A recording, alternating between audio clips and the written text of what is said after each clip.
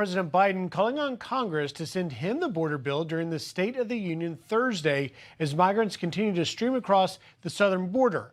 Joining us now for more, former acting DHS Secretary and Fox News contributor Tom Homan. Tom, thanks for being here. I just spent the week in Eagle Pass, and I want to talk about it, and I want to talk about a convergence that I see between the border crisis and violent crime. Laken Riley, the list is long. But first, I want to have you to respond to this tragic helicopter crash. Look, it's a tragedy, right? And throughout my career, I've been to too many Border Patrol funerals, too many ICE funerals. But I want to take this opportunity to let people know the men and women of the Border Patrol, they're patriots. They're the finest of the finest, down there putting their lives on the line. And lately I've been seeing the videos of people attacking the Border Patrol, that they're part of the problem. They're human traffickers, they're smuggling. You know what? That's a bunch of crap. These men and women are putting their lives on the line for this country every day. Even though they're doing a job they don't want to do because they don't have, the morale's in the toilet, they don't believe in the mission of this current administration. These men and women put it on the line every day.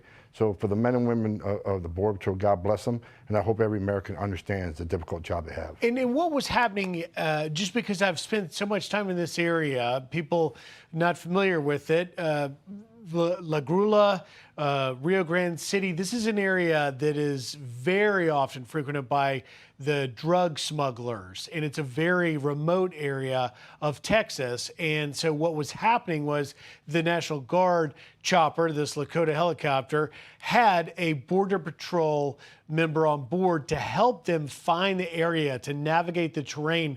How important of a part of the mission is that? It's extremely important because that area is where a lot of gotaways come through, right? And that's where a lot of the drugs come through, because there's not a lot of resources there.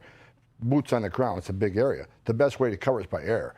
So the National Guard, they certainly know they can operate the helicopter, but the Border Patrol agent knows the lays of the land. So they work together very closely. And because of that working relationship, Border Patrol sees enough fentanyl in the last 2 years to kill every American in this country. So it's a great relationship. It's very positive. What happened yesterday is a tragedy. Let's respond to what you heard from President Biden in the State of the Union. You know, I left first of all, he didn't talk about the fentanyl overdoses caused by this border. He didn't talk about the 1,700 dead illegal aliens that crossed this border. He didn't talk about no suspected terrorists crossing the border. He swept it all under the rug, like I knew he would. But when I left that State of the Union address, and I was driving home that night, I was just disgusted that there's hundreds of people in that building that are going to stand up and applaud something they know is not true. And it's just, I can't believe there's not an ounce of integrity left in that building anymore, that you're going to stand and applaud a man for saying things that everybody in that room knows not true. I wish you would address the border. The border is the biggest national security failure this country has. And as the commander-in-chief at the State of the Union, talking about our national security should be front and center.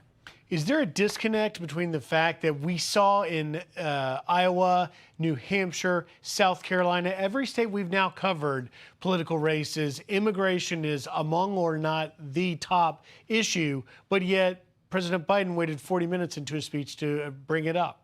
Then what he did, he talks about, you know, passing a bill that passed through the Senate, which is a terrible bill.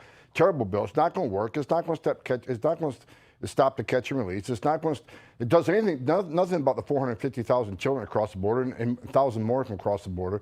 If he wants to talk about securing the border, he has H.R. 2 passed the House. The Senate won't even talk about. H.R. 2 will secure the border. Why? Because a lot of his Trump's policies, we proved those policies work.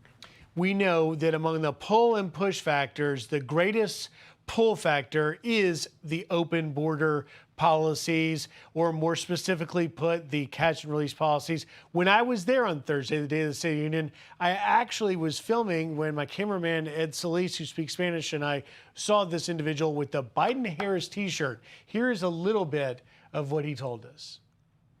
Es el presidente y la vicepresidenta de los Estados Unidos. Ah, pero entonces ya lo traigo aquí para que me dejen entrar.